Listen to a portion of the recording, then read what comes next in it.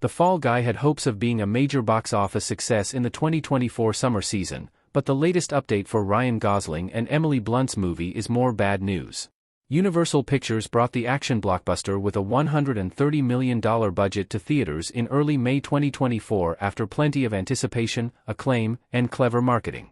The added bonus of having two Barbenheimer stars headlining was only thought to be another point in the Fall Guy's favor of becoming one of 2024's big box office hits. Expectations began to change after the opening weekend numbers were lower than projected, as the Fall Guy's box office opened to only $27.7 million domestically. This was below projections between $30 to $40 million, with there also being hope it would go higher based on the great reviews. Word of mouth from audiences has not helped much either, as the film has only managed to make $127 million worldwide after over 2 weeks in theaters. Now, Universal's announcement that The Fall Guy is now available digitally makes the film's box office prospects look even worse. The Fall Guy's quick digital release is bad news for its box office future. The Fall Guy released on digital only 18 days after its premiere. Universal's decision to give The Fall Guy a digital release so quickly after the film's theatrical debut is devastating for any hope of the box office performance improving. The studio has now given audiences an alternative option for where to watch The Fall Guy that's not in theaters. Interested parties now have the opportunity to buy or rent the movie on most major PVOD platforms and watch the film from the comfort of their own home. Considering the cost to watch The Fall Guy digitally could be cheaper or on par with ticket prices, PVOD becomes a more convenient option. This is bad news for The Fall Guy's box office because audiences no longer have to go to a theater to see the movie right now. There are plenty of reasons why someone who wanted to see the film might not have gone to theaters yet.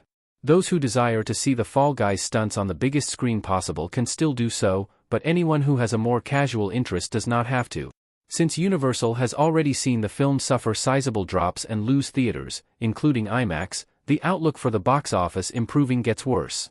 The Fall Guy's digital release plan is due to its unfortunate performance. Universal has waited longer with bigger hits before.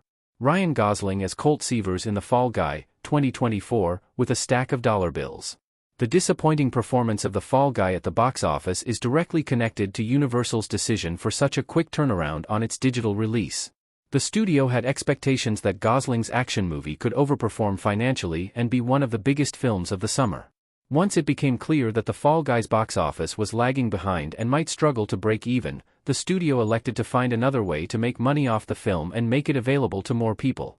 The digital release 18 days after premiering in theaters was the answer. The reality is that Universal would not have released The Fall Guy digitally this quickly if the film had performed better in theaters. There is proof based on how the studio has handled other releases.